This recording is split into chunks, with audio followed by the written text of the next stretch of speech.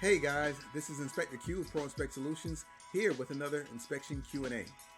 Our question of the day: who verifies the repairs after the inspection is over?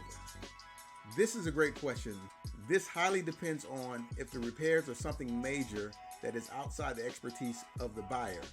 For instance, if it's something like a roof, electrical, AC, plumbing, or anything structural related, or anything that's inside the attic, more than likely you should have an inspector to come back out to verify if those repairs were done correctly.